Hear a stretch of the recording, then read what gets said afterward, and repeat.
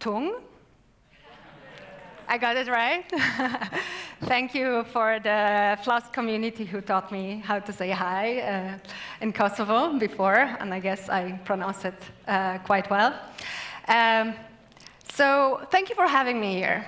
I'm Kasia, and I work for the Mozilla Foundation.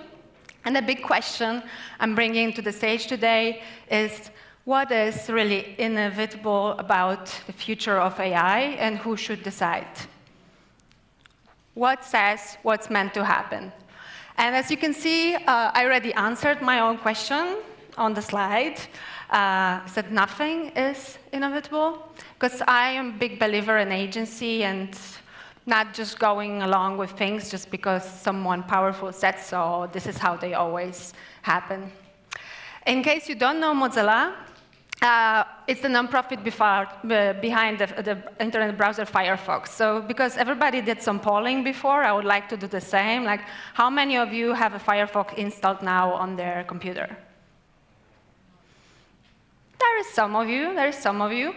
Yes, because we compete on a very competitive market with browsers such as Safari or Chrome. And the market is dominated by big tech, namely, of course, mostly Google. But unlike Apple, who sells devices, or Google, who is after your data to sell ads, we are guided by values. We are guided by values who are incorporated in our manifesto, and we work towards so-called healthier internet. We don't have shareholders, we have a nonprofit. We reinvest our profits in our organization. Firefox has been able to actually even compete on the market because of open source code contributions by thousands and thousands of people out there. So a big audience and community for Mozilla are technology developers. And we not only believe that everybody should have access to the internet, but also that people should be able to shape and build technology themselves. So this is part of our mission and our ethos, so to say, as Mozilla, to include people in the process. And as a company and organization, we do a lot of things that I won't be able to cover here today, but just to give you a glimpse, we are engaged in tech policy in the EU, in the US, and we also give fellowships out, we do some funding, we do activism, we do corporate campaigning, pressures companies to change their practices, we build open data sets, and also we do research as well, and also for the next coming years, we'll be investing millions of dollars in euro in responsible tech startups, including those working on AI. Right. Over the past few years, we shifted our focus to AI, starting with the Mozilla Foundation I work for, because this is where the internet is moving most rapidly and arguably have the most consequences for the humanity. I mean, you know, like the hype is there, especially since ChatGPT, everybody has an opinion on it. You all raised your hands by using it. In my family chat, my dad says like, oh, I need to ask your uncle to install this on my phone. My brother says like, this thing makes us lazy. Nobody wants to draft an email anymore. I use it to ask silly questions and basically correct my English in slide presentations.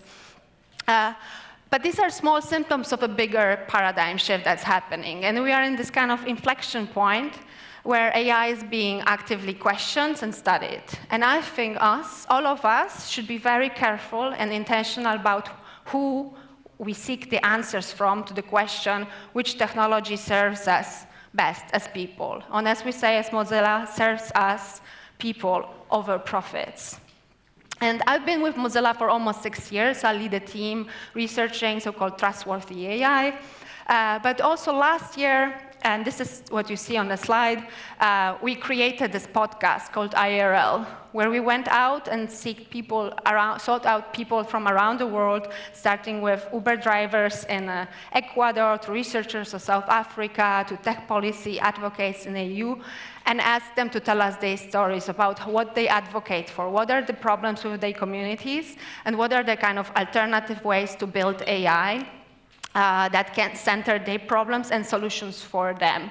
and not only money. So I encourage you, if you're a multitasker, if you want to clean something or drive a car, to subscribe to this podcast on Spotify or whatever app you're using for it. It's really good. We recently just got awarded a Webby, which is the most important internet content award out there. So I assure you it's also very accessible and entertaining. And today I would like to lead us through kind of 3 assumptions and challenge things that, will they really happen here? Do they have to happen, or can we have a say there? And I'll be quoting a little bit from this work of the podcast and the research that we did for that. Right, so number 1, the usual winners take it all versus an open and transparent AI ecosystem. So in the beginning of the internet, it was a bit of a Wild West. Everybody could set up shop and do stuff. Everything felt like a real big democracy. But over time, we kind of got used to that the decisions and the tone is being set by big tech, right? By the big companies, because they have the infrastructure, they have the money, they have the talent. And there is so much more money to be made with generative AI, with applications such as ChatGPT and so on. So the question is here, will that development further consolidate the power, or can we do something about it? And you could say there is so much open source happening, things are popping up all the time, but well, a question, that answer to this is yes and no, and maybe not necessarily. Because, and this is kind of visual, pretty visual from the podcast that we did. When we look, for example, at the AI investments by country, that these numbers are for 2021, but I just looked up 2022 just a couple of days ago, and they're basically the same. This comes from the Stanford University Artificial Intelligence Index report, this graph. But basically what you can see that the United States investments are far, far ahead of everybody else, just kind of not even closely, but followed by China. So it doesn't mean that AI is not being developed around the world, but it means that the companies' resources are carving out competitive advantage, right? They have the most computational power, they have the best engineers, and they're consolidating the dominance of software and hardware that then kind of dictates how AI is deployed worldwide. So we can basically say that both the benefits and the harms of AI will not be evenly distributed. Here is another graph from the iReal podcast. It shows this distorted map. It's based on a research paper by Bernard Koch and some other researchers, and it highlights how data sets originated in the so-called global north, which is the US and Europe mostly, are being used for so-called performance benchmarking in AI research papers over 5 years. And what you should take away from that is that only the same data sets from only a few countries are being used to measure the performance of models that are creating all around the world. So again, that doesn't mean that data sets are not creating around the world. They are. But just the ones who are the benchmarking most popular ones are coming from the US and partly Europe, and they are kind of shaping the discourse about how AI is being deployed. And who should it benefit. And it's not very different with the large language models that dominate the discourse around generative AI right now. The so-called foundational models everyone is building on are the one that has been leaked by Meta AI, the language model called Llama. And of course, there is also the API of OpenAI from GPT. And training such a model is super expensive. It takes a lot of resources. From scratch, it takes a lot of money. But they basically becoming the infrastructure of the new layer of technology. So everyone building on top of them is becoming dependent on them and their updates and what they do. So especially if they decide to cut off the access to it or offer no information whatsoever about the data set on models, like Google just stopped providing it out of fears for competition. OpenAI also changed their policy to a closed one. So the question here is, how could a safe, open AI ecosystem look like where the power is a bit more evenly distributed? Oh, oops. This is going the other direction. Wait a second. So this is from a Verge article I saw where there was this debate about like should the AI models now be open source and allowed for the innovation and redistribution of power and more transparency, or should they be closed? And we at Mozilla, we're still figuring out what the right answer is. Because there are legitimate concerns about the safety, right? We don't want the super powerful models to get in the hands of bad actors who can misuse it for misinformation, for scam, or sometimes even unintentional harm, because they're not well understood yet. But on the other hand, without the transparency, without us knowing and third-party auditors and people knowing like what's in the data set that went into it, how do you actually do your model and so on, there will be no transparency, no possibility to find flaws or understand what's happening out there, let alone, as I said, like kind of like the concentration of power. So the question is, how could such AI open ecosystem look like? And who should have, it's going crazy, who should have access to what? And maybe, provocatively speaking, should even any commercial company own a foundational large language model? Maybe there is another way, just asking for a friend.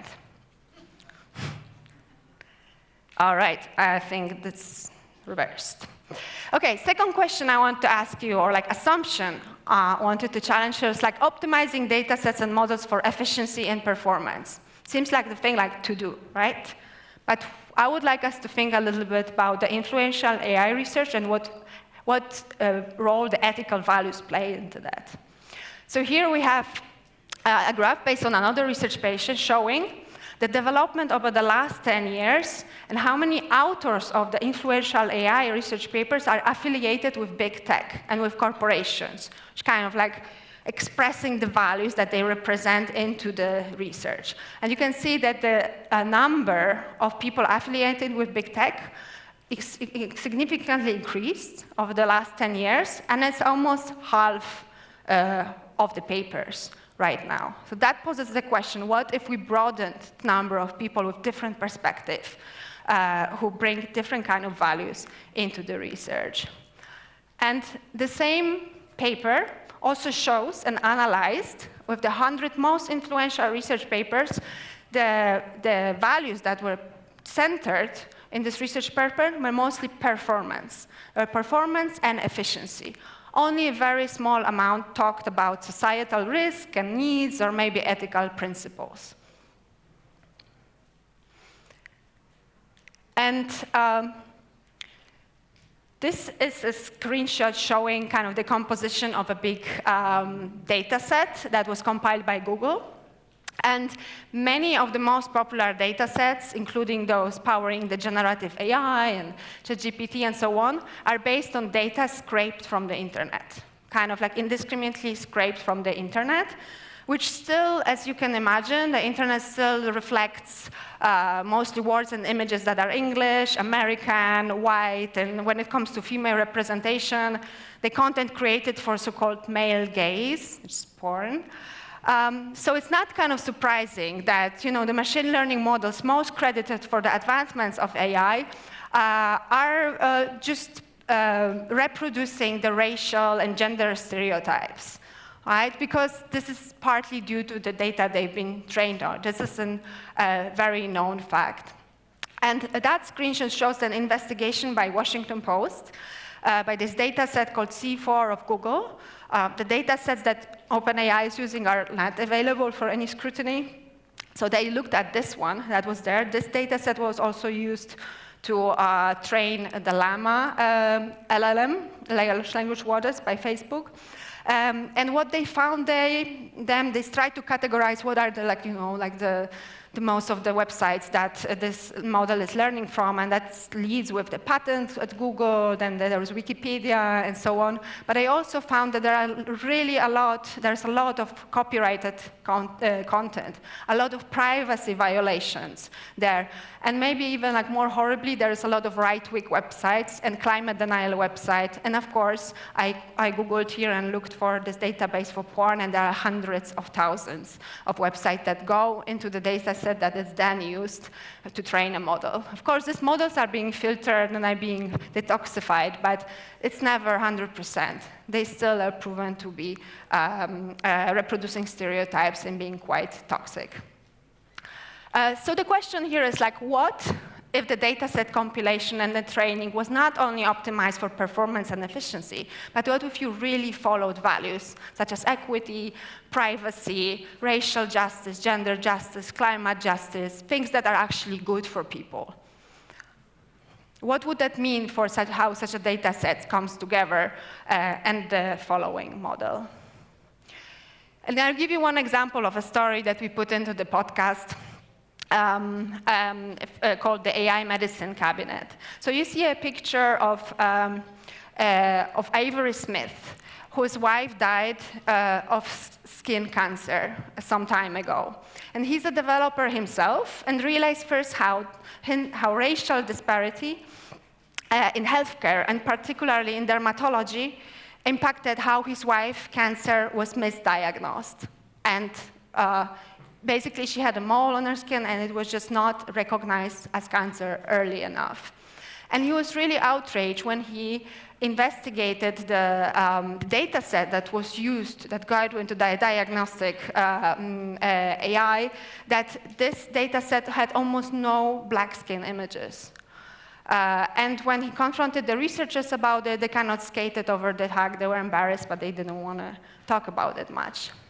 So what he did is he created this company called Melalogic. It's now working on a data set where people crowdsource through donated pictures, a data set where they show a lot of black skin and different kind of shades of skin, different kind of maladies in terms of dermatology. So his company is meant to increase access to quality dermatology healthcare for black people. Okay, and the last assumption is you trust your AI like it's your BFF, your best friend. And, so fast. If you tried ChatGPT, and I'm sure you did, or any other applications of large language models, you see the warning there, right? Like after a short while, they put the warning, this is not accurate, don't rely on this information, you need to verify it, and that's the right thing to do, and that's perfect, that's how it should be. But I think things get a little bit more complicated when the chat starts actually acting more like a human, and we start to develop a relationship with it. And thank you, OpenAI, for this. I don't know if you know that. That's like a cat GPT. And I think this application I have no problems with. Like, I talk to the cat, the most trustworthy animal out there, and I trust every meow. Perfect, good, subversive message of an AI. Thank you for that. It's very cool. But what if the chat is customized to be the voice of God? That's what happened with the India's religious chatbot Jita, that is based also on GPT-3, that advises on things such as sacrificing land for Dharma. Is that a justified cause? The answer was like, yeah, in some cases it is. It just went off script and it did that. And when chats are getting better at mimicking humans or gods, then you forget sometimes who you're talking to. We're not always there in like every instant there we have it, but it's getting there. So if we forget that it's a machine and a pattern recognition, our brain is very fast in abdicated responsibility. And we want to get persuaded. And now imagine what happens if that gets implemented into ads or any kind of political content. We already saw what happened with static ads from Facebook. They kind of threatened some of the democracies. And now imagine a dynamic chat that's trying to persuade you in real time and having a conversation with you. And the last Last example I wanted to give you, just to stir up some thoughts, is a company called Replica. That in the beginning of the year, it kind of exploded. It created this girlfriends and boyfriend chatbots that you can have conversation with, and a lot of people got really attached to their chat girlfriend and boyfriends, and things got really heated, and there was a lot of intimate content going back and forth, and many of them said, in some articles I read, that this was the best relationship they ever had in their lives. But around March or so, the voices got louder about a lot of minors have actually access to this, and they're exposed to inappropriate content. So Replica decided to reprogram the girlfriends and boyfriends and the partners, and suddenly they started being much colder, much more distanced, and in many cases also just started dumping their real-life partners. So that some people had a healthy distance to that and so on, but some got really mental health issues out of it. So I'm just bringing that example, not to say that something like this doesn't have future, but something that we need to give it much more thought, because it has actually real-life consequences. The level of trust that we develop when talking to something that is more anthropomorphized, acts like a human, it's different. It's just a different relationship. And giving out our most intimate details and data to machine and then in the end corporations might be dangerous, also in the kind of context of potential scam.